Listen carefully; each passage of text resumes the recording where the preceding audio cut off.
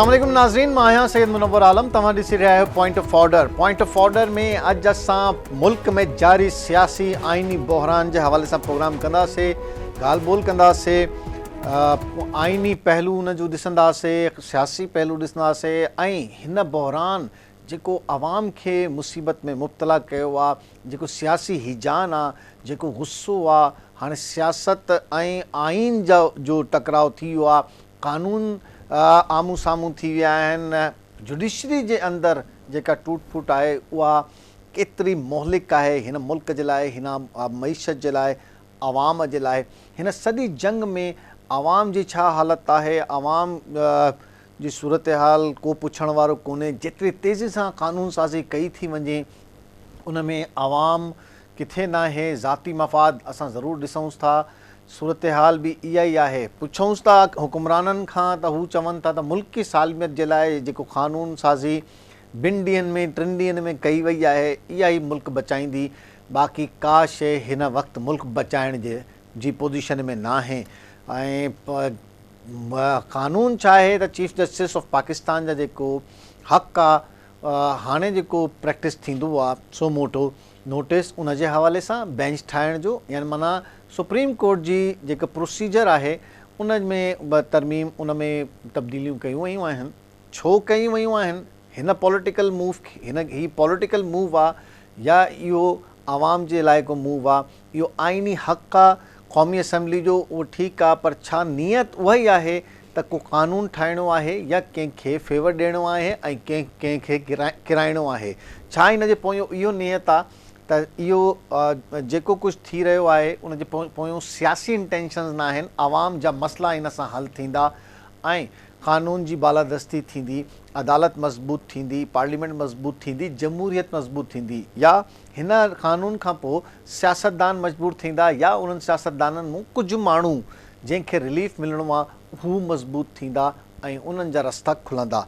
इहा सॼी डिबेट आहे। ऐं हिन सॼी डिबेट में जेको हिकिड़ो हिजान आहे, जेको हिकिड़ी कैफ़ियत आहे सॼी सोसाइटी में, जेको हिकिड़ी अनसर्टनिटी आहे, अदम इस्तेहकाम आहे, उहो न सिर्फ़ु मईशत मुतासिर करे रही आहे, आम पब्लिक खे मुतासिर करे रही आहे। महांगाई वधी रही आहे, को कंट्रोल करण वारो कोन्हे। हुकूमती रेट तक़रीबन ख़तमु थी चुकी आहे, रियासती रेट ख़तमु थी चुकी आहे, को पुछण वारो कोन्हे। इन ते ॻाल्हि ॿोल कंदासीं। शुरू कयूं था। चीफ जस्टिस ऑफ पाकिस्तान जा इख्तियार महदूद करण वारो बिल पास थी वियो। क़ौमी असैम्बली खां पोइ सेनेट में बि supreme court practice and procedure bill मंज़ूर करे वरितो।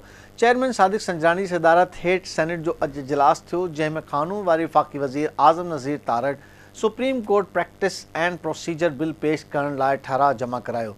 सेनेट चेयरमैन अपोज़िशन जी supreme court practice and procedure bill standing committee में पेश करण वारी तहरीक रद्द कंदे बिल खे फौरी तौर मंज़ूर करण जी रिथ मंज़ूर कई।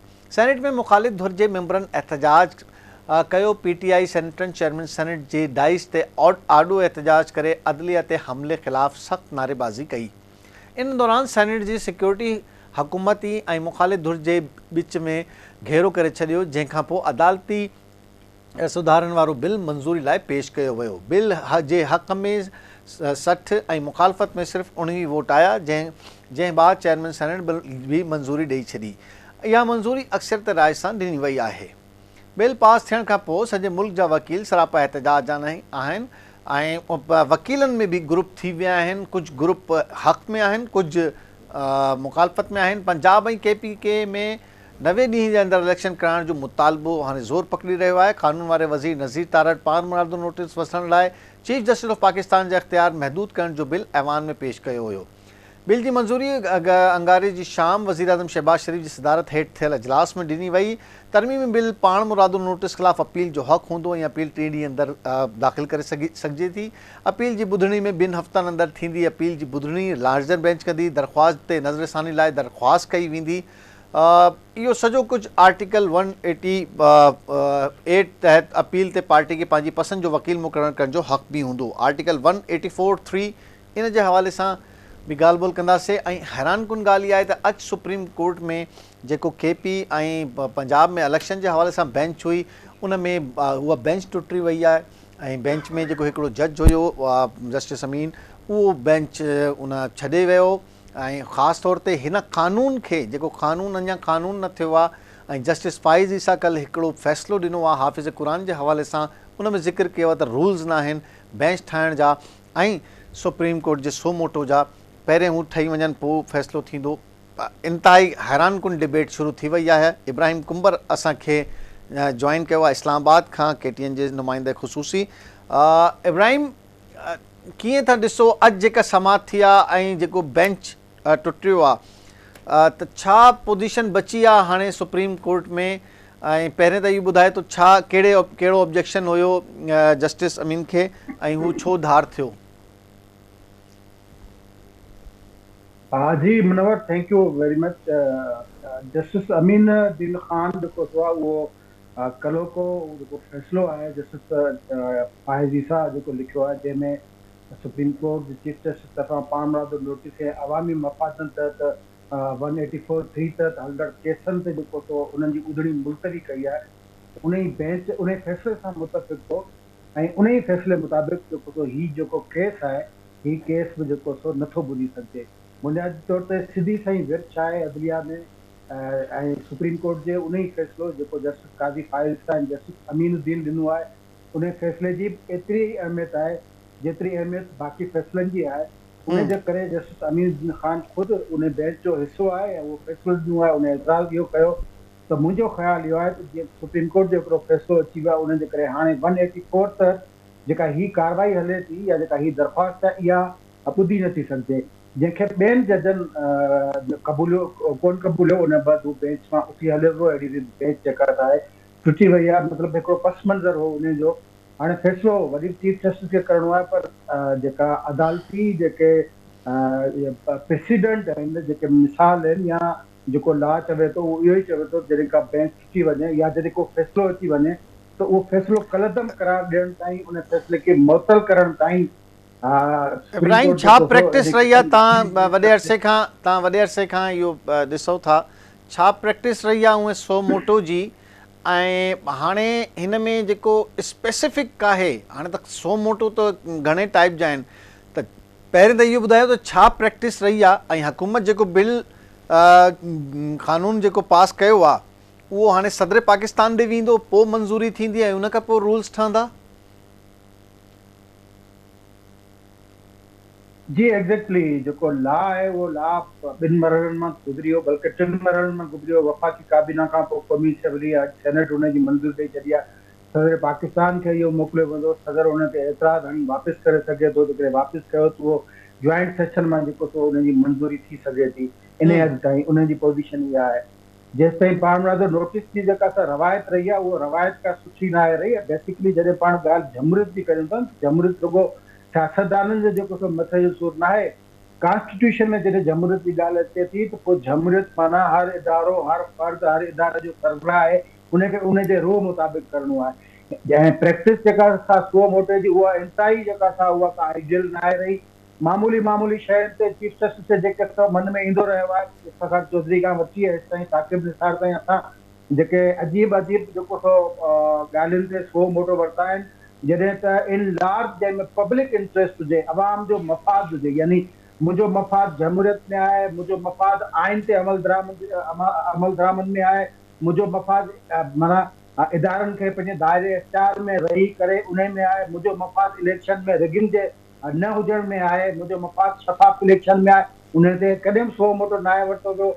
गटर खुलियो पियो आहे, नाली खुली पई आहे, कंहिंजी बैग मां हिकिड़ी शइ निकिती, फलाणे हीअं कयो, उन्हनि ते सो मोटो आलू पटाटनि ते सो मोटो। माना सो मोटो जो दरवाज़ो त तक़रीबन बंदि थी वियो न, जॾहिं हिकिड़े माण्हू वटि बिल्कुलु बंदि न आहे तो, बिल्कुलु बंदि न आहे तो मुनवर। इहा ॻाल्हि सम्झण जी आहे। ॾिसो, 18वीं तरमीम खां अॻु में जॾहिं जजनि जी मुक़ररी जो वाहिद इख्तियार फर्द वाहिद वटि हूंदो, उहा जमहूरियत कोन हुई। अच्छा, तव्हां सम्झो था त जॾहिं टे सीनियर जज कंहिं हिकिड़ी शइ जे सो मोटो ते इतफ़ाक़ करे वेंदा तारीख़ में पाकिस्तान जी ईंदड़? बिल्कुलु करे सघनि था। ॾिसो, पाकिस्तान जी तारीख़ में ईअं बि त कोन हो त जेको सो जुडिशियल कमीशन वेही जजनि जी मुक़ररी जो फ़ैसिलो करे, पर जॾहिं 18वीं तरमीम आई त उन में इख्तियार कमीशन खे ॾिनो वियो, जज खां इख्तियार खसे कमीशन खे ॾिनी वियो। ऐं हिकिड़ी शइ ज़हन में हुजणु घुरिजे, पार्लियामेंट ई जेको सो कानून साज़ी जो वाहिद फोरम आहे, पार्लियामेंट वटि ई आइन में इख्तियार जो आइन में जेको तरमीम जो इख्तियार आहे। इब्राहिम आख़िरी सवाल इहो त हाणे छा बिल नई बेंच ठही सघंदी या इहो फुल कोर्ट जी तरफ़ वञे थो मामलो, या इहो ख़तम थी वेंदो हिते ई? ॾिसो, हिन खां पोइ जेका सूरताल मुनवर साहब पैदा थी आहे उहो हिकिड़ी आइनी बहरान जी सूरताल आहे। तक़सीम वारी ॻाल्हि पोइ ते रहिजी वई, आइनी बहरान जी सूरताल उन करे जा सुप्रीम कोर्ट जो हिकिड़ो फ़ैसिलो फील्ड में आहे ऐं चीफ जस्टिस जेकॾहिं इन साॻी बेंच खे क़ाइमु रखे थो 184 जी, मतिलबु उहा सुप्रीम कोर्ट जे फ़ैसिले जी भञकड़ी थींदी। उन जे करे तक़ाज़ा आई आहे ऐं समझदारी इन में आहे त समूरनि जजनि खे विहारे इहो पैगाम ॾिजे त ही अदलिया हिकिड़ी आहे, हिते कंहिं बि क़िस्म जी विर्छ कोन्हे।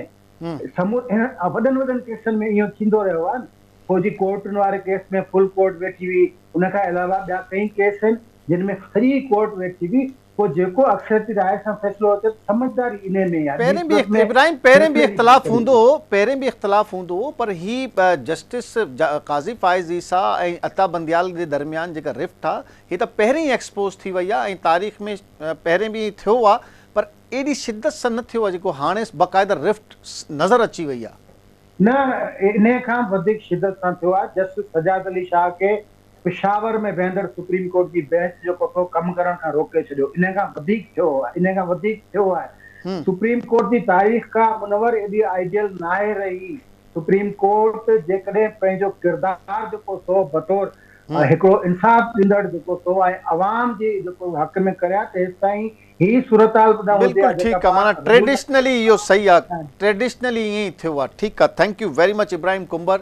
ऐं डिटेल सां असां डिबेट कई त इहा छा सूरत हाल आहे ऐं सुप्रीम कोर्ट में जेका रिफ्ट आहे उहा पुराणी आहे ऐं हाणे उहा ॿीहर माना इन खां पहिरीं बि थी चुको आहे, हिस्ट्री आहे ऐं हिकिड़ो आइनी बहरान पैदा थी वियो आहे जेको इंतिहाई नुक़सानदेह आहे। आवाम जे लाइ को फ़ैसिला नथा थियनि, आवाम जे लाइ अदालत न आहे, आवाम जे लाइ पार्लियामेंट न आहे। ज़रूरु पंहिंजी नियत ऐं हुन ते मुश्तमिल इहा शइ आहे। नाज़रीन, तव्हां इहा ॻाल्हि ॿोल ॿुधी, असां हिते वठूं था हिकिड़ो शॉर्ट ब्रेक खां पोइ अगेन इहो टॉपिक कंटिन्यू रखंदासीं after short break. Welcome back नाज़रीन। असां प्रोग्राम खां अॻु में इहो जेका सुप्रीम कोर्ट में हली रही आहे ऐं उन में जेको समात थी रही आहे उन हवाले सां ॻाल्हि ॿोल करे रहियासीं ऐं भलीकार तव्हांखे अगेन पॉइंट ऑफ ऑर्डर में चऊं था, प्रोग्राम खे अॻिते वधायूं था। इन हवाले सां असांखे जॉइन कयो आहे चेयरमैन आहे executive council Pakistan bar council जनाब हसन रज़ा पाशा साहब असां सां मौजूद आहिनि। पाशा साहब अस्सलाम वालेकुम। पाशा साहब, जो भी कानून साजी 3 दिन के अंदर हुई, पाकिस्तान बार काउंसिल का उस पर सबसे पहले तो क्या ओपिनियन है? जहाँ तक कानून साजी का तल्लक है, टाइमिंग के हवाले से छोड़ के बाकी जितनी भी कानून साजी हुई है ये बार एसोसिएशन की बड़े अरसे से डिमांड चली आ रही थी। हमारी रेजोल्यूशंस ऑन रिकॉर्ड हैं। 184(3) पे हमने डिमांड की थी कि अपील का हक होना चाहिए। हमने ये डिमांड की हुई थी कि जो केस फिक्स होते हैं अर्जेंट नेचर के, उनको जो है फौरी तौर पे समाप्त कर देनी चाहिए और इस तरह की जितनी भी रिव्यू में वकील के चेंज होने का भी हक मिलना चाहिए। तो ये हमारी डिमांड थी पुरानी, इसमें कोई दूसरी राय नहीं है। ठीक है, और आप समझते हैं कि कॉन्स्टिट्यूशनल अमेंडमेंट होनी चाहिए थी या इससे काम चल जाएगा? एक आर्टिकल 191 है कॉन्स्टिट्यूशन ऑफ पाकिस्तान का, उसमें लिखा हुआ है subject to constitution and law. या तो कॉन्स्टिट्यूशन के अमेंडमेंट हो या लॉ इनेक्ट हो, इसी प्रोविजन के तहत इन्होंने लॉ बनाया है। तो मेरी समझ के मुताबिक लॉ बना सकते हैं, कॉन्स्टिट्यूशन में अमेंडमेंट की जरूरत नहीं थी। अच्छा, कॉन्स्टिट्यूशनल अमेंडमेंट आप समझते हैं कि नहीं है ये, और ये जो प्रोसीजर्स जो हैं सुप्रीम कोर्ट के जो प्रोसीजर्स हैं वो पार्लियामेंट को इस तरीके से रीडिजाइन करने के लिए इख्तियार मिला हुआ है? जी, इख्तियार तो था पहले ही, लेकिन उसको इस्तेमाल किसी ने नहीं किया। अच्छा। आप देखिए, रूल्स फ्रेम हुए हुए हैं सुप्रीम कोर्ट के 1980 से, और उसके बाद अभी ना बहुत मामूली सी कोई अमेंडमेंट आई है। हमने बारहा बतौर इदारा मुतालबा किया कि रूल्स में अमेंडमेंट हो जाए, कॉन्स्टिट्यूशन ऑफ बेंचेस का इख्तियार सिर्फ एक चीफ जस्टिस साहब के पास नहीं, बाकी कमेटी के पास होना चाहिए। और इस तरह की जो छोटी मोटी चीजें थी वो हमने, तो वो चूंकि उन्होंने नहीं किया, तो इसीलिए फिर कॉन्स्टिट्यूशन ऑफ बेंचेस का भी इख्तियार वो कमेटी के पास आ गया इन रूल्स में अमेंडमेंट के तहत। और अभी ये तो आ गया। आपको नहीं लगता जस्टिस काजी फाइज ईसा ने थोड़ा जल्दी कर दिया, क्योंकि अभी तो सेनेट में भी नहीं पहुंचा था और जस्टिस काजी फाइज ईसा ने इस चीज को कोर्ट ही कर दिया।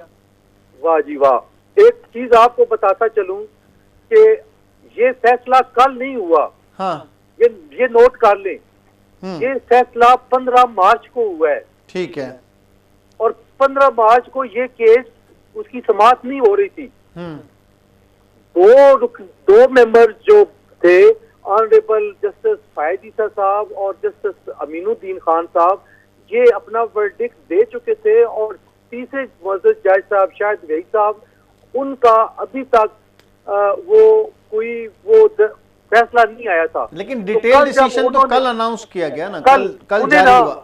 सुने ना, उनके चैम्बर में फाइल थी, दो जज साहबान का फैसला गया हुआ था, उन्होंने साइन जब किए, फिर कल ये फाइल बाहर आई, तो ऐसे लग रहा था कि ये टाइमिंग इस केस के हवाले से की गई है।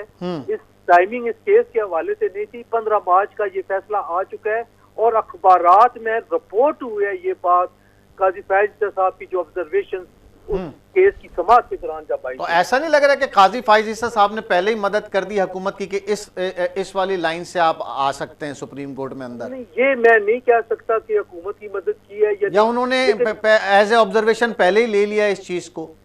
नहीं, ऑब्जर्वेशन केस की समाप्त के दौरान जजेस साहबान देते रहते हैं, लेकिन इन राइटिंग जब आता है तो पता उस वक्त चलता है कि क्या हुआ है। ऑब्जर्वेशन आ गई थी और उन्होंने 15 मार्च को अपना फैसला लिखवा दिया था। This is very important. और एक और चीज आपको बताऊं, अगर फुल बेंच वाली रिक्वेस्ट मान ली जाती तो शायद हुकूमत ये ना करती। हुकूमत ने भी फ्रस्ट्रेशन में। अच्छा, यहीं पे सॉरी मैं आपको यहीं इंटरप्ट कर रहा हूं। काजी फाइज ईसा इसके अलावा कितनी बेंचेस में रह चुके हैं, और ये जो बेंचेस की फॉर्मेशन का एतराज उन्होंने कल जारी किया है, चले हम तो डिटेल फैसला कल जो जारी किया है, इससे पहले इस तरह का फैसला काजी फाइज ईसा का बेंच के हवाले से, उसकी तश्कील के हवाले से और चीफ जस्टिस के रूल्स के हवाले से कोई सामने आया है? इससे पहले बेंचेस में रहे वो काजी फायद ईसा साहब मुतअद्दिद बार लेटर भी लिख चुके हैं कॉन्स्टिट्यूशन ऑफ बेंचेस के हवाले से। ये कोई पहली दफा उन्होंने ये बात नहीं की, पहले भी ये बात वो कई दफा कर चुके हैं। और एक और बात आपको बताता चलूं कि हमारे एक दोस्त सुप्रीम कोर्ट के वकील हैं, उन्होंने रिसर्च की है और अपनी रिसर्च की बुनियाद पे उन्होंने ये कहा है कि एक मुअज़्ज़ज़ जज साहब कॉन्स्टिट्यूशनल अहम नोयत के जो बेंचेस हैं वो 73 केसेस में वो बेंच में शामिल हुए। और उनसे सीनियर एक जज उनका इशारा काजी फाइज साहब के मुतल्लिक था कि वो अहम नोयत के कॉन्स्टिट्यूशन मैटर्स में सिर्फ 3 केसेस में वो उनको रखा गया। तो ये डिफरेंस जो है इसको भी आप कंसिडर करें। ये तो ये वाली साइड हो गई। अब आ जाते हैं इस बेंचेस की तश्कील तो हो गई। सो मोटो में जो अपील का हक जो दिया गया है और उसमें जो मखसूस शख्सियात का हवाला दिया जा रहा है, आप समझते हैं कि ये टोटल ये बेहतर है? हाँ, ये मैं आपको बताऊं कि हमारा देखिए बार एसोसिएशन और बार काउंसिल्स हमेशा जब मुतालबा करती हैं तो वो बिल्कुल आइन और कानून के मुताबिक होता है जी। और हम ये मुतालबा कई सालों से ये कर रहे थे कि राइट ऑफ अपील मुतसरा फरीक को होना चाहिए। बिल्कुल होना चाहिए। आप 4 फोरम बिल्कुल बाईपास करके डायरेक्ट सुप्रीम कोर्ट में आप केस ले जाते हैं और मुतसरा फरीक को अपील का राइट नहीं है। और उससे ऊपर तो अल्लाह ताला की अदालत है और कोई फोरम है ही नहीं। बिल्कुल अपील का हक होना चाहिए। तो ये राइट अपनी जगह पे जो अपील का दिया गया है ये भी बिल्कुल मैं समझता हूँ कि इंतहाई जरूरी था और वक्त की जरूरत थी ये। अदरवाइज मामलात बड़े गड़बड़ हो गए थे। लोग अपने नहीं, मैं ये कह रहा हूँ वो तो दिया गया तो बहुत अच्छी बात है, लेकिन अभी फिलहाल मखसूस लोगों को दिया गया है। नहीं, ये आप चूंकि इस टाइमिंग को मद्देनजर रखा जाए तो मखसूस का मियां नवाज शरीफ वगैरह या तरीन साहब का नाम आ रहा है। हाँ। लेकिन मैं तो इस जो कानून की लीगैलिटी को पॉइंट आउट कर रहा हूँ कि ये हमारी डिमांड थी। हाँ। अब रिप्रोस्पेक्टिव इफेक्ट इसका बना रहे हैं। हाँ। तो ये अब देखा जाएगा। हम तो यहाँ पे भी पलड़े बराबर करने की कोशिश कर रहे हैं ना। तो फिर ऐसा है कि क्या कासिम सूरी साहब की रूलिंग पर जो सोमोटो हुआ था, तो कासिम सूरी साहब को भी हक हासिल है कि वो अपील कर दें? बिल्कुल हक हासिल है। हाँ। बिल्कुल, इसमें तो कोई दूसरी राय नहीं है। ये तो हक उनसे लिया ही नहीं जा सकता। ये तो सबको राइट है, वो भी करेंगे, ये भी करेंगे। और जो 63 वाला जो केस था जिसमें उन पंजाब असेंबली के MCA का जो उन्होंने फ्लोर क्रॉसिंग की थी और उनको उसकी सजा मिल गई और उनके वोट भी काउंट नहीं किए गए, ये भी एक अपनी जगह पे, ये सारे रीजन होने वाली चीजें हैं। तो आप समझते हैं आज जो ये बेंच टूट गया है, इसकी बेंच की अब तश्कील का हक अभी तक चीफ जस्टिस ऑफ पाकिस्तान के पास है, और जब तक रूल्स और सदर पाकिस्तान नहीं पास कर देते और फिर रूल्स नहीं बन जाते तब तक अभी कोई बेंच नहीं बन सकता? इनेक्टमेंट तो अभी बाकायदा तौर पे उस तरह नहीं हुई क्योंकि सदर पाकिस्तान ने करना है फैसला। जी हाँ। ठीक है ना सर। तो वो अपनी जगह पे अभी है कि चीफ जस्टिस साहब के पास वो इख्तियारात अभी तक मौजूद हैं। और मैं तो ये एक कदम आगे बढ़ के कह रहा हूँ कि अल्लाह ताला ने एक मौका दे दिया है। अभी भी अगर फुल कोर्ट बना ले तो ये सारे मसाइल दूर हो जाएंगे, खत्म हो जाएंगे। और सुप्रीम कोर्ट ऑफ पाकिस्तान की जो एक क्रेडिबिलिटी है उस पे कम से कम कोई हरफ नहीं आएगा। आज जजों के नाम ले के बातें हो रही हैं, उंगलियां उठाई जा रही हैं। ये फुल कोर्ट अगर बन जाए तो ये सारे मसाइल खत्म हो जाएंगे। और आप समझते भी यही कि हम भी यही समझते हैं कि आईनी बहरान का अब जो हल नजर आ रहा है वो यही है कि सुप्रीम कोर्ट यूनाइट नजर आए तो ही कोई फैसला मानेगा। आप भी यही चाहते हैं? नहीं, अगर यूनाइट ना भी हो, यूनाइट से मुराद यानी कि एक बेंच एक फुल कोर्ट बन तो जाए, उसमें इख्तलाफात तो हमेशा से होते रहे। वो तो देखें हर किसी की, हर जज का अपनी एक सवाबदीद है, वो इख्तलाफ भी रख के फैसला दे सकता है। लेकिन एक फुल बेंच बनने से, फुल कोर्ट बनने से कम एक यूनिफिकेशन का तो तासुर जाएगा। यही हम अर्ज कर रहे हैं। आप देखिए जब 63A का मैटर सुप्रीम कोर्ट पाकिस्तान में चल रहा था, हम खुद गए, सुप्रीम कोर्ट बार के उस वक्त के प्रेसिडेंट गए, 6 साबका प्रेसिडेंट गए, पाकिस्तान बार काउंसिल के मेंबर्स गए। हमने 10 बस्ता अर्ज की ऑनरेबल चीफ जस्टिस साहब के पास कि बड़ा इंपॉर्टेंट मैटर है, आप इस पे फुल बेंच तश्कील दे दें। उन्होंने हमारी रिक्वेस्ट को नहीं तस्लीम किया, रद्द कर दिया। उसके बाद अभी भी हम डे 1 से जब ये केस सुओ मोटो लिया गया उस वक्त भी हमने पाकिस्तान बार काउंसिल के इदारे की हैसियत से ये रिक्वेस्ट की कि फुल बेंच करें। अगर फुल बेंच नहीं बनाना, आप ऊपर वाले सीनियर जो 9 जज साहबान हैं उनका बेंच बना दें।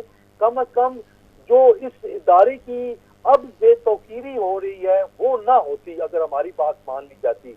बार एसोसिएशन और बार काउंसिल ने कभी भी ऐसा मुतालबा नहीं किया जो आइन और कानून के दायरे से बाहर हो। और अल्टीमेटली तारीख ने ये साबित किया है कि बार एसोसिएशन और बार काउंसिल ने हमेशा सही फैसले किए हैं और सही डिमांड की है।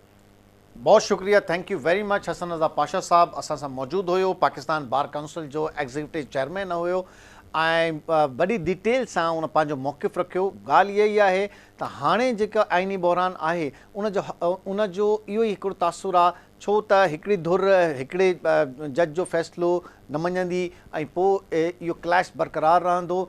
चीफ जस्टिस ऑफ पाकिस्तान जी तौक़ीर जो मसइलो आहे, उहो अगरि फ़ैसिलो ॾींदो ऐं हुकूमत उन में काउंटर कंदी तॾहिं मसइला आहिनि। त हीअ आइनी बहरान पाकिस्तान बार काउंसिल जे मुताबिक़ फुल कोर्ट जॾहिं फुल बेंच थींदी उन में हल थी सघंदा। हुन में कुझु इख़्तिलाफ़ बि हूंदा, कुझु जज के हिकिड़े पासे हूंदा, कुझु ॿिए हूंदा, पर हिकिड़ो फ़ैसिलो जेको हूंदो उहो सॼी सुप्रीम कोर्ट जो फ़ैसिलो हूंदो जंहिंखे को चैलेंज करण वारो न हूंदो। इन ई प्रोग्राम खे अॻिते वधायूं था। हिन ई हवाले सां सिंध बार काउंसिल जो छा मौक़िफ़ आहे ऐं ख़ासि तौर ते जेको वकील कम्यूनिटी आहे, तव्हां मौक़िफ़ पहिरें बि ॿुधिया आहिनि, त सिंध बार काउंसिल जो छा मौक़िफ़ आहे। असांखे जॉइन कयो आहे जनाब अज़हर हुसैन अब्बासी साहब, वाइस चेयरमैन आहिनि सिंध बार काउंसिल जा।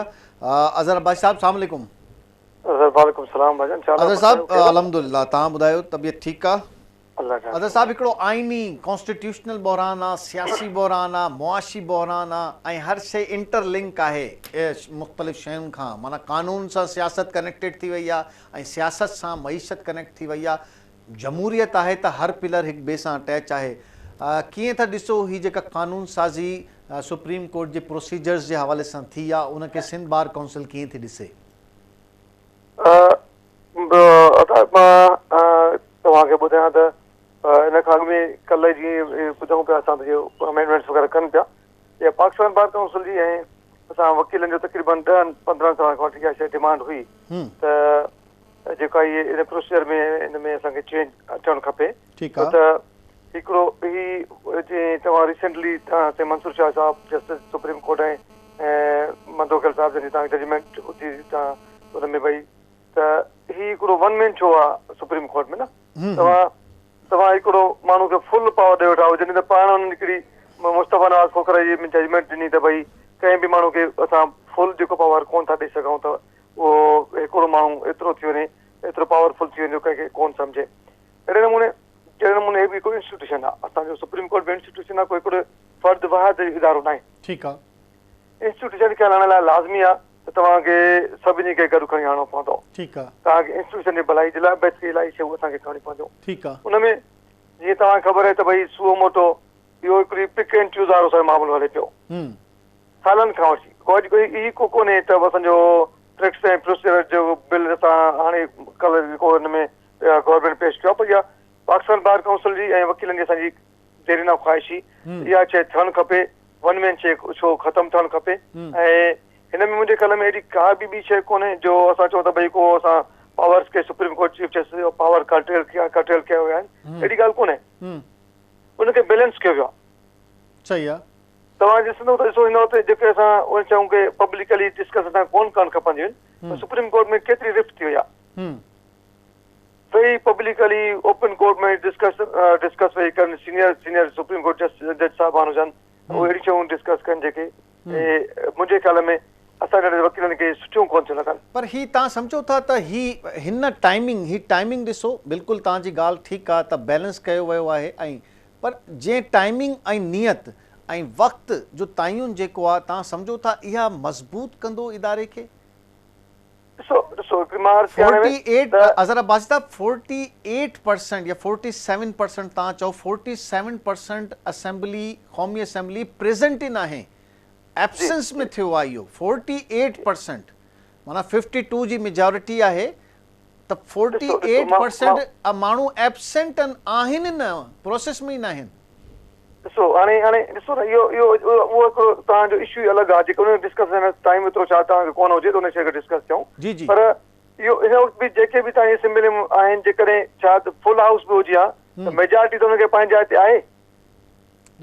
फुल हाउस बिल्कुलु ठीकु आहे तव्हांजी ॻाल्हि, उन में डिबेट थिए हा, उन में अपोज़िशन जो मौक़िफ़ अचे हा, उन में अनडिस्प्यूटेडली माना ठीकु आहे थी सघे थो त हीउ जेको सभिनी जो मुतालबो इहो आहे त अदालत बैलेंस थिए ऐं हीउ जेको चीज असां इन सां इख़्तिलाफ़ नथा कयूं त छा थियो आहे पर कहिड़े वक़्त में थियो आहे ऐं हीअ जेका नियत आहे उनखे हमेशह ही क्वेश्चन तारीख़ जो हिसो थी वेंदो न। उहा त तव्हांजी बिल्कुलु इहा ॻाल्हि मां बि सहमत आहियां त टाइमिंग हिकिड़ी इम्पोर्टेंट आहे हिन वक़्त में न।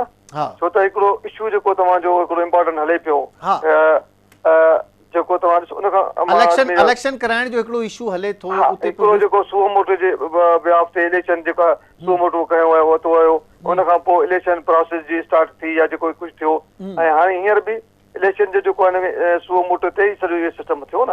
ठीकु आहे। त हाणे जेका इहे हाणे पेंडिंग आहे तव्हांजी आया आहिनि इलेक्शन जे लाइ, इलेक्शन कोन पई थिए उनजे लाइ हाणे जेको पेंडेंसी जे दौरान इहो मुनासिब थिए न थियणु खपे। इहो सेंस जेको थोरो नेगेटिव थोरो सेंस थी वियो आहे। माना ठीकु आहे ॻाल्हि बिल्कुलु ठीकु आहे। जेका सोच जेका तव्हां पॉजिटिव बि हूंदी न इहो तव्हांखे ऑटोमेटिकली अपोजिशन वारा हुनखे नेगेटिव खणी वेंदा। हा बिल्कुलु बिल्कुलु बिल्कुलु। ऐं ही इदारे जे लाइ सुप्रीम कोर्ट जे लाइ या कानूनी इदारनि जे लाइ इहा शइ त हिकिड़े नेगेटिव सेंस सां का कानून साज़ी साम्हूं अची वञे, भले उहा सही आहे, उहा उन में को दुबराए न आहे त भई ही बैलेंस हुजणु खपे। हिकिड़ी बेंच माना डिसाइड करे, 3 सीनियर डिसाइड कनि सोमोटो जे हवाले सां या बेंच जी तश्कील जे हवाले सां भी कंसेंसस हुजणु खपे, इहा बिल्कुलु ठीकु आहे, पर जंहिं सेंस सां इहा कानून साज़ी आई आहे उहो थोरो इदारे जे लाइ तव्हां सम्झो था त इहो बहितरु आहे? ॾिसो न, उहो जीअं चवंदा आहिनि न, रुठी त वेठी रुॻो पेकनि खां न पोइ अचे, ही दोस्त 4 दॻि में वेठा हुया न, हा असांखे किथे मौक़ो मिले त असां हीअं शइ कयूं। हा हुननि खे जॾहिं मंसूर शाह साहिब जन जो ऐं मंदोखेल साहब जमाल मंदोखेल साहिब जन जी डिसीजन अची वई, हिननि खे बहानो मिलियो, हिननि खे उहो जेकॾहिं थी सघे थो हींअर कोन करा, पर हुनखे उहा अचे हिकिड़ी भई थी वई 2 जज साहिब हीअं लिखी चुका आहिनि, त हाणे असां हुनखे हिकिड़ो चइजे त भई हुनजे कुले ते रखी बंदूक हलाए छॾी, त भई असांखे होॾां माना हिकिड़ो आहे त भई हिकिड़ो 1 मैन शो न हुजे, हीअ शइ न हुजे, हीअ शइ न हुजे, हुनखे हिन केस करण लाइ कल्ह ई कल्ह जेको तव्हां ॾिसो त हिकु ॾींहुं वियो बिल भई तव्हांजो वरी कमेटी जे अप्रूव बि थी आयो, भई अॻ में तव्हांजो मतिलबु हिकिड़ो अजीब सिस्टम आहे न, हा कैबिनेट तव्हांजे करे छॾियो, उन ॾींहुं तव्हां वरी उन ॾींहुं रेफर था कयो भई तव्हां कमेटी खे ॾियो था, वरी उन ॾींहुं कमेटी बि करे पास थी करे इहे शयूं माना हेस्ट में छो थियण अहिड़ी शयूं न, हिकिड़ो तव्हांखे जेकॾहिं तव्हांजी वैल्यूज़ आहिनि ऐं तव्हांजी इंटेंशन सुठी आहे, नेक तव्हांजी आहे, उहो तव्हां सुठे नमूने कयो त बहितर आहे, अहिड़े नमूने खां करण खां बहितर आहे। हालांकि इहा काई बि जेका आहे, मां हाणे बि चवां थो, इहा जेका अमेंडमेंट्स आहिनि इहे कोई बि अहिड़ी ख़राब अमेंडमेंट कोन्हे, न न न अमेंडमेंट बिल्कुलु बिल्कुलु पर मसइलो इहा तव्हां वारी ॻाल्हि टाइमिंग प्रॉपर न आहे, टाइमिंग में तव्हां जेको अॻ में हुनखे रिफ्टी सुप्रीम कोर्ट खे हुनखे तव्हां वधाइण जे करे हीअ तव्हां करे छॾी त भई असां ठीकु आहे, तव्हां ॿिनि सां गॾु तव्हां हलाए वियो, जेके 4 या 5 या 6 दोस्त आहिनि गॾु आहिनि, 6-7 जेके अलॻि आहिनि, कुझु न्यूट्रल दोस्त आहिनि सुप्रीम कोर्ट में, अहिड़ो हिकिड़ो तव्हांखे हुनखे रिफ्ट में अजादियूं जेको आहे तव्हां पार्टी थी वियो। हा, ऐं तव्हां सम्झो था त ही कुझु एतिराज़ात अचनि था त हुकूमत रूल्स एंड प्रोसीजर्स में तरमीम लॉ में नथी करे सघे, इन जे लाइ कॉन्स्टिट्यूशनल अमेंडमेंट ज़रूरी आहे, तव्हां सम्झो था त इहा शइ डिबेट थींदी? उहो ही जेकर 184(3) में कंदा न त उहो त करे कोन था सघनि, उहो त 2/3 मेजॉरिटी सां थी सघे थी, आर्टिकल जेका कॉन्स्टिट्यूशन में अमेंडमेंट कंदा उहो नथा करे सघनि। हाणे इहो बहितर न थिए जेकर सुप्रीम कोर्ट या पंहिंजे रूल्स सुप्रीम कोर्ट रूल्स में अमेंडमेंट करे छॾींदा आहिनि इन्हनि शयुनि खे, yes that was better than this one. हा, ऐं जस्टिस ॾिसो हिते जस्टिस काज़ी फ़ाइज़ ईसा अचण वारो आहे, अक्टूबर ताईं, अक्टूबर में अची उनखे अचिणो आहे, ऐं हू घणी दफ़ा इहा शइ लेटर जे थ्रू भी लिखी चुको आहे सुप्रीम कोर्ट के त बेंच ठाहिण जा इख्तियार ऐं उन जा रूल्स तय कयो, ऐं सो मोटो जे हवाले सां भी हू लेटर लिखी चुको आहे त उन जो वेट भी करे सघे पियो त भई हू अचे त हिकिड़ो अनडिस्प्यूटेडली इहो मामिलो हल थी वञे। हा बहितर इहो ॾिसो न, इहो भला असां 10 महीना 8 महीना छो वेट कयूं? बंदयाल साहब जन ॿिए शइ कोशिशि करे सघनि पिया न, बिल्कुलु करे सघनि पिया। भला जेकॾहिं हिकिड़ो तव्हां ॾिसो था तव्हां सां ॿारनि खे इहा ख़बर पए थी त जिन में सुप्रीम कोर्ट में त केतिरी रिफ्ट आहे, छा इहा चीफ जस्टिस साहिब खे ख़बर न हूंदी त असांजी सुप्रीम कोर्ट में केतिरी रिफ्ट आहे? ठीकु आहे, तव्हां जॾहिं वियो था उते तव्हां जेके आर्ग्यूमेंट्स तव्हां जेको ॿुधो पिया दोस्तनि जा जज साहिबनि जेको तव्हां जेके अचे थी एक्सप्रेशन अचे थी जज साहिब हुनखे जेको क्वेश्चनिंग कनि था न, असांखे उते त ख़बर पए थी त भई हिननि पाण में रिफ्ट आहे। कल्ह बि मंदोखेल साहिब जेको चयो भई हाणे बि मां उन 55 जा ते क़ाइमु आहे त मां इहा जेका डिसीजन जेका हुई सुओ मोटो वारी असां रिजेक्ट करे चुका आहियूं 4-3 जे मेजॉरिटी सां। ठीकु आहे, हाणे ॾिसो त इहे ओपन शयूं इहे कोर्ट में करणु कोन खपंदियूं यार, हिननि खे बहितर आहे त इहे पहिरियों घटि में सुप्रीम कोर्ट इंस्टीट्यूशन आहे, ऐं असांजो इहो हिकिड़ो मुंहिंजे ख़्याल में इदारो अहिड़ो आहे जंहिंखे जेकॾहिं असां नथा तव्हां कुझु डिलीवर करे सघो, नथा कुझु पब्लिक लाइ कुझु करे सघो त पोइ त मुंहिंजे ख़्याल में ॿियो त असां अहिड़ो कोई इदारो को रहियो कोन्हे जंहिंखे पब्लिक ॾिसे, जंहिंमें पब्लिक को एतमाद ॾेखारे पंहिंजो। Thank you very much Azhar Hussain Abbasi sahab असां सां मौजूदु हुयो, सिंध बार काउंसिल जो एग्जीक्यूटिव मेंबर आहे, वाइस चेयरमैन हुयो, ऐं अज़हर हुसैन भी वाज़े ॻाल्हि कई त कानून ठीकु आहे ऐं ही जेको बैलेंस कयो वियो आहे उन जी मुतालबो भी हुयो, लॉयर्स जो भी मुतालबो हुयो, सभिनीनि जो मुतालबो पहिरें भी हुयो, पर टाइमिंग सही नाहे ऐं वक़्तु जेको एडॉप्ट कयो आहे जीअं हिन खे एडॉप्ट कयो वियो आहे उहो थोरो डिस्प्यूटेड आहे, बहितर तरीक़े सां करे सघिजे पियो।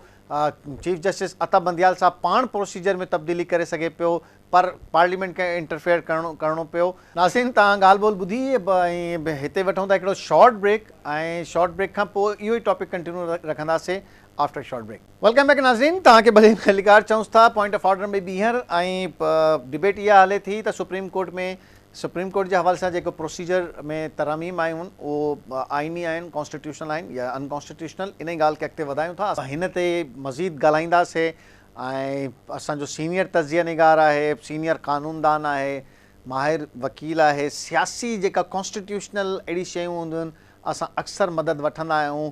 जनाब बैरिस्टर शब्बीर शाह साहब असांखे जॉइन कयो आहे। शाह साहब अस्सलाम वालेकुम। वालेकुम अस्सलाम मुनव्वर साहब। शाह साहब क्या कहना चाहेंगे, जो प्रोसीजर अडॉप्ट किया गया है कौमी असम्बली या हुकूमत की तरफ से, और जिस तेज़ी के साथ और जिस उसको एक अच्छे काम में, ऐसा नहीं लग रहा कि कहते हैं ना दूध में कोई मैंगनियाँ डाल दी गई हैं, अच्छा काम हुआ है, लेकिन वो तरीक़ेकार और तेज़ी जो दिखाई गई है और जो उसके पीछे नीयत नज़र आ रही है वो आपको ठीक नज़र आ रही है? शायद नीयतों का तो अल्लाह मालिक है, अल्लाह जानता है। बदनीयती वैसे भी कानूनी तौर पे ये सुप्रीम कोर्ट का खुद का कहना है कि आप malafides can not be attributed to the legislature. आप लेजिस्लेचर को बदनीयती नहीं आप अस्यूम कर सकते। तो देखना पड़ेगा। इस वक्त तो अभी कानून इतनी तेजी से कोई आवाम के लिए कानून देखा है आपने? मतलब इतनी तेजी से कोई ऐसा चीज लाए हों जिससे आवाम बहुत खुश हो गई हो और उनकी बेहतरी के लिए कोई इतनी तेजी से कानून साजी देखी आपने? कवानीन तो आते रहते जी, और इतनी तेजी से, मतलब एक दिन कैबिनेट करे, दूसरे दिन कौमी असेंबली करे, तीसरे दिन सेनेट करे, सब पार हो गया, कमेटियों में से भी होके बाहर निकल आए। अभी देखिए प्रेसिडेंट साहब के पास अख्तियार है कि वो इसको 10 डेज के लिए डिले कर सकते हैं और कुछ तजवीज दे सकते हैं, और जो कानूनी इसका पहलू है ऑब्वियसली प्रेसिडेंट का असेंट होना जरूरी है इसको। प्रेसिडेंट साहब इसको सुप्रीम कोर्ट में खुद ले जा सकते हैं कि पहले ही खड़े हो जाएं कि क्या आप किस तरह से इंटरप्रेट करते हैं, मैं आपसे इंटरप्रिटेशन ले लूँ, आपसे हेल्प ले लूँ इसमें? देखिए ऐसे नहीं हो सकता, क्योंकि कोई भी कानून उसी वक्त चैलेंज हो सकता है जब वो एक्ट ऑफ पार्लियामेंट बन जाए। इस वक्त इस की कोई हैसियत नहीं है, इस पे कोई काम नहीं हो सकता, इसकी बेसिस पे कोई काम रुक नहीं सकता। तो राय भी नहीं मांग सकते? सुप्रीम कोर्ट से एक दफा राय मांगी तो थी कि जी क्या राय है आपकी, मैं ये जो मेरे पास आया है अमेंडमेंट, क्या मैं इस पे कुछ राय तलब कर सकता हूँ कानून की? वो देखिए उस वक्त तो ये तो प्रेसिडेंट साहब का सवाबदीद है कि वो कोई भी ओपिनियन सुप्रीम कोर्ट से मांग सकते हैं, लेकिन ऐसे नहीं हो सकता कि जब तक सुप्रीम कोर्ट सीज्ड है उस क्वेश्चन पे, इस कानून पे अमल दरामद बंद हो जाए। वो ऑब्वियसली ऐसा कोई रिस्ट्रेनिंग ऑर्डर कोर्ट पास नहीं कर सकती उस क्योंकि वो एडवाइजरी जुरिस्डिक्शन होगी, ठीक है ना जी। वो सुप्रीम कोर्ट की एडवाइजरी जुरिस्डिक्शन है जिससे सुप्रीम कोर्ट कोई रिस्ट्रेनिंग ऑर्डर नहीं पास कर सकेगी। इस वक्त प्रेसिडेंट साहब अगर इस कानून से उनको कोई इख्तलाफ है तो वो अपने कमेंट्स दे के, अपनी रिकमेंडेशंस दे के वापस हाउस में कंसिडर की जाएगी तो मैक्सिमम 10 डेज की डिले हो सकती है। अच्छा ठीक है, अब आ जाते हैं उस कानून from the day when the bill is received by the president. ठीक है, वो तो ठीक है, और वो एतराज लगा के वापस भेज सकते हैं और फिर दोबारा प्रोसेस अडॉप्ट किया जाएगा और फिर उसकी जरूरत नहीं पड़ेगी दोबारा भेजने की। ये सब कुछ तो डिबेट ये बिल्कुल मौजूद है। अब आ जाइए कि जी क्या ये प्रोसीजर्स की तब्दीली इस तरह हो सकती है और क्या इसके लिए कॉन्स्टिट्यूशनल अमेंडमेंट की जरूरत थी? देखिए इसके दो प्रश्न हैं। क्वेश्चन तो ये है कि क्या अमेंडमेंट, क्योंकि ये असूली तौर पे एक जुडिशियल रिफॉर्म है, ठीक है, ये कि क्या ये अच्छी अमेंडमेंट है, इसका सब्सटेंस क्या है, और दूसरा क्वेश्चन ये है कि ये कौन कर सकता है, क्या इसके लिए आईनी अमेंडमेंट दरकार है या नहीं। सबसे पहला क्वेश्चन, आई थिंक ये इसका अगर मतन देखा जाए तो ये अच्छी अमेंडमेंट है, ठीक है, क्योंकि आप देखिए कि ओरिजिनल जुरिस्डिक्शन सुप्रीम कोर्ट की जो कि बहुत यूनिक है, दुनिया में आपको कहीं इसकी ऐसे मिसाल नहीं मिलती। We have India also, but वहां इस तरह से सुओ मोटो इस्तेमाल नहीं होता ये पावर, ठीक है जी। तो ये ओरिजिनल जुरिस्डिक्शन, असूली तौर पर सुप्रीम कोर्ट एक अपीलेट कोर्ट है, ठीक है जी, जहां आखिरी राइट ऑफ अपील और तमाम से जब आप हक हार जाते हैं और finally court of last supreme court है। तो क्योंकि वो असूली तौर पे अपीलेट कोर्ट है, तमाम आप अपने एग्जॉस्ट कर चुके होते हैं रेमेडीज, तो फिर सुप्रीम कोर्ट के पास आप फाइनल कोर्ट में आ जाते हैं। लेकिन ओरिजिनल जुरिस्डिक्शन ऐसी है जहां पे आप फॉर द फर्स्ट इंस्टेंस कोई इशू उठाते हैं और that becomes the last instance. So लिहाजा अगर आप रिसीविंग एंड पे हैं तो उस लिए राइट ऑफ अपील देना वैसे शरई तौर पे भी और वैसे भी बनता तो है। बिल्कुल बिल्कुल बनना भी चाहिए। इम्पोर्टेंट जुडिशियल रिफॉर्म है, बिल्कुल बनना चाहिए, इम्पोर्टेंट जुडिशियल रिफॉर्म है और वो होना चाहिए। आपको पता है कि सुमोटो के जो पावर्स हैं और 184(3) की जो ओरिजिनल जुरिसडिक्शन है अनफॉर्चुनेटली कितना मिसयूज हुई है, इसलिए इसको स्ट्रक्चर करना बहुत जरूरी है। चलें दूसरे पोर्शन की तरफ आ जाते हैं, बेंच की तश्कील। अब ये कुछ थोड़ा सा बेंच की तश्कील क्यों चीफ जस्टिस ने आपको बेंच की तश्कील से पहले जरा बता दूं आईनी पहलू पे। ठीक है, ये मेरे आई थिंक और काफी लॉयर्स इस पे डिवाइडेड हैं, बार के लॉयर्स भी और काफी कॉन्स्टिट्यूशनल एक्सपर्ट भी डिवाइडेड हैं। मेरी राय इसमें क्लियर है। मैं समझता हूं कि ये जो कानून है ये आइन के मुताबिक नहीं है, आइन से इसका तसादुम है। सुप्रीम इसके लिए कॉन्स्टिट्यूशनल अमेंडमेंट रिक्वायर्ड है क्योंकि कोर्ट की अपेलेट जुरिसडिक्शन आर्टिकल 185 में लिखी हुई है और वहां यह है कि हाई कोर्ट के ऑर्डर से एन अपील लाइज टू द सुप्रीम कोर्ट। ठीक है जी, वहां ये नहीं लिखा कि an appeal lies to the Supreme Court from an order passed by the Supreme Court। ये important distinction है। सही है, क्योंकि आइन में लिखा हुआ है कि सुप्रीम कोर्ट में अपील हाई कोर्ट के ऑर्डर से लाई करती है। ये नहीं लिखा हुआ कि an appeal shall lie to the Supreme Court from an order passed by the Supreme Court। by the Supreme Court। अगर बाय द सुप्रीम कोर्ट नहीं है, वहां लिखा हाई कोर्ट के ऑर्डर की अपील सुप्रीम कोर्ट में हो। ठीक है, मतलब सुप्रीम कोर्ट का ही अगर कोई फैसला है और सुप्रीम कोर्ट ने ही वो लिया है और सुप्रीम कोर्ट में ही चला है, फिर कोई ऐसी चीज नहीं हो सकती। आइन में नहीं लिखी हुई, तो अगर आइन में नहीं लिखी हुई तो इसका मतलब ये है कि आइन सुप्रीम कोर्ट को अपने ही ऑर्डर्स पे अपील सुनने की इजाजत नहीं देता। ठीक हो गया। और अगर ऐसा मुनासिब है और ऐसा अगर समझ आता है तो आइन में अमेंडमेंट दरकार है। ये एक रूल्स है, टेक्निकलिटी है। शायद जैसे मैंने आपको कहा मुझे ये अमेंडमेंट का मतन पसंद है, आई लाइक इट। ये बहुत पहले हो जाना चाहिए, बहुत पहले हो जाना चाहिए था और ये एक तवील अरसे से मुतालबा रहा भी है। तवील अरसे से जजेस का भी मुतालबा बीच में रहा है, हमने देखा है काफी अरसे से, और वकला का भी मुतालबा ये रहा है जो चीज सामने आई है। लेकिन जिस तरीके से लाई गई है और जिस वक्त में ये सब कुछ अडॉप्ट किया गया है उसने अच्छी चीज को थोड़ा खराब किया है। लेकिन इसमें कॉन्स्टिट्यूशनल अमेंडमेंट रिक्वायर्ड है। अच्छा, कॉन्स्टिट्यूशनल अमेंडमेंट रिक्वायर्ड है। अच्छा, उसके साथ जो ये चूज आपने अच्छा कुछ, अच्छा अब आवाम के लिए हम सब कुछ बहुत कुछ जानते हैं, पब्लिक के लिए क्या स्पेसिफिकली इस तरीके से किसी को अपील का राइट देना आप ये भी आइन से मुतसादिम समझते हैं कि जी मियां नवाज शरीफ साहब को होगा, जहांगीर तरीन को होगा, यूसुफ रज़ा गिलानी को होगा, XYZ को होगा, इस तरह स्पेसिफिक करके अपील का राइट देना ये भी तो कॉन्स्टिट्यूशन से मुतसादिम है?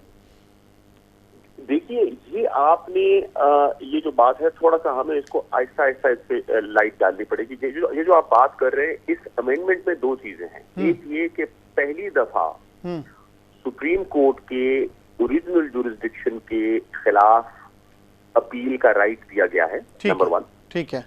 उसके अलावा ये भी दिया गया है कि ये राइट आज जिस दिन ये अमेंडमेंट आएगी उसके बाद इंप्लीमेंट नहीं होगा। It will be available for all orders passed earlier provided आप 30 दिन के अंदर अंदर अपील फाइल कर दें। ये बहुत इंपॉर्टेंट एस्पेक्ट है। ठीक है, कि इसका मतलब ये है कि अगर 1991 में या 2001 में या 2010 में कोई 184(3) में कोई फैसला हुआ, या आप आहिस्ते पैनामा पे तो आप बाद में आते हैं ना, अगर तो एक उन तमाम जजमेंट्स के खिलाफ जो 184(3) में हुई, उनके खिलाफ आप जिस दिन ये एक्ट आएगा उसके 30 दिन के अंदर अंदर अपील फाइल कर सकते हैं। सही है। यहाँ आप जरूर कह सकते हैं कि ये पॉलिटिकली ये है इसका हिडन जेम, ये है इसका सब्सटेंस। नहीं, ये तो आप कर देंगे, तो कासिम सूरी साहब की रूलिंग का क्या करेंगे? और अगर वो चैलेंज हो गई, लेकिन that has been acted upon. ये एक डॉक्ट्रिन है पास्ट एंड क्लोज ट्रांजैक्शंस की। फॉर एग्जांपल जैसे कराची में नस्ला टावर गिर गया ना, जी जी, अब वो खड़ा होकर कैसे, अब वो खड़ा होकर कैसे अपील करेगा? नस्ला टावर तो नहीं खड़ा होकर अपील कर सकता, क्या करेगा? खड़ा, हाँ, लेकिन अगर कोई पॉलिटिशियन डिस्क्वालिफाइड है और लंदन में बैठे हुए हैं तो वो जरूर आ सकते हैं। नहीं, वो तो आज नहीं, हम तो यहाँ से अभी तो बहुत मजे की बात तो ये है कि कासिम सूरी साहब अगर चले गए और समाअत के लिए वो मंजूर हो गई तो कौमी असेंबली का स्टेटस क्या बचेगा? नहीं, देखिए अपील तो फाइल हो सकती है ना जी। देखिए अपील फाइल हो गई, अगर वो अपील मंजूर हो गई और कासिम सूरी साहब की रूलिंग जो सोमोटो के जरिए उड़ाई गई थी, अगर उसकी अपील मंजूर हो जाती है और कहते हैं ठीक है हम इसकी समाअत शुरू करते हैं, तो उस वक्त क्या स्टेटस होगा कौमी असेंबली का और हुकूमत का? देखिए बात यह है कि अपील आपको पता है कि ऐसे नहीं होता कि अपील फाइल होने से जो पुराना ऑर्डर है उसको उसी वक्त मुअत्तल कर दिया जाता है। बहुत मुश्किल होता है, सुप्रीम कोर्ट का सवाब भी है और इस तरह से सुप्रीम कोर्ट एक असेंबली को मुअत्तल तो नहीं करेगी, लेकिन वो जब अपील अलाउ होती है तो वो उसमें बड़ा टाइम और आपके एक सौ मोटो ने पूरी हुकूमत पलट दी, तो दूसरी हुकूमत क्यों नहीं पलटी जा सकती रोकने के लिए? कासिम सूरी वाली जजमेंट में वोट ऑफ नो कॉन्फिडेंस वाली जो उनकी जजमेंट थी वो बिल्कुल इंटैक्ट रहनी चाहिए, वो इन अकॉर्डेंस विद लॉ और कॉन्स्टिट्यूशन, उसमें तो कोई, एटलीस्ट इन माय ओपिनियन,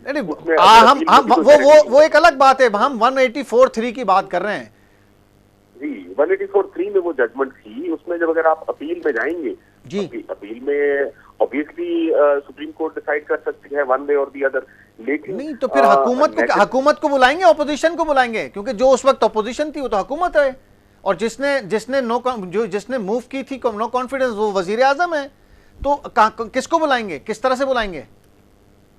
तमाम पार्टीज उसमें मौजूद थी उस वक्त भी, इस वक्त भी मौजूद हूँ। सुप्रीम कोर्ट आई। अच्छा, है दिलचस्प, अगर है दिलचस्प या नहीं ये बताइए।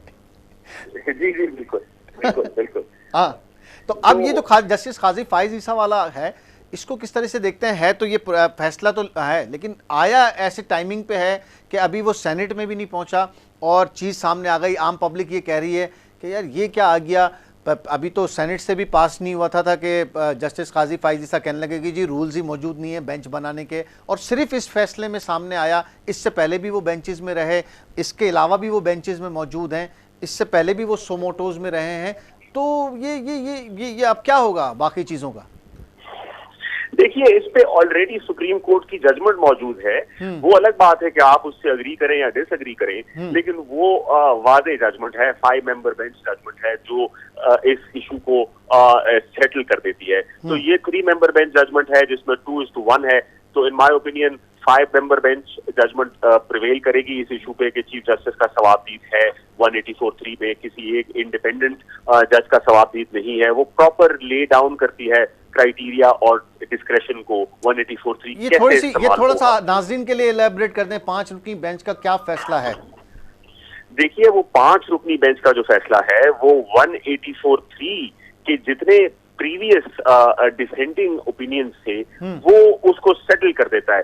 इन प्लेन लैंग्वेज वो ये कहता है कि ये 184(3) का जो सवाबदीद है, सुप्रीम कोर्ट का इंडिपेंडेंट कोई और जज 184(3) घर बैठे इस्तेमाल नहीं कर सकता, किसी बेंच पे बैठे कोई एक जज 184(3) इस्तेमाल नहीं कर सकता, कोई 3 मेंबर बेंच या 5 या 7 मेंबर बेंच इटसेल्फ अगर चीफ जस्टिस ऑफ पाकिस्तान उसका हिस्सा नहीं है तो 184(3) सुओ मोटो वो नहीं ले सकते। ठीक है, तो ये बात बिल्कुल वाज़ेह है कि 184(3) का जो हक है वो है मौजूद चीफ जस्टिस ऑफ पाकिस्तान के पास, चीफ जस्टिस ऑफ पाकिस्तान के पास मौजूद है, लेकिन वो खुद साख्ता अलोन नहीं ले सकते। उन्होंने अगर उनको कोई एप्लीकेशन देता है, अगर 2 जजेस या 3 जजेस या कोई आम शहरी मुनव्वर आलम ही क्यों ना हो, अगर वो एप्लीकेशन देते हैं चीफ जस्टिस ऑफ पाकिस्तान को और उनको लगता है कि ये सुओ मोटो सुप्रीम कोर्ट को उठाना चाहिए, तो वो सुप्रीम कोर्ट की एक बेंच तश्कील दे देंगे और फिर बेंच ये डिसाइड कर सकती है कि जनाब ये केस सुओ मोटो के लिए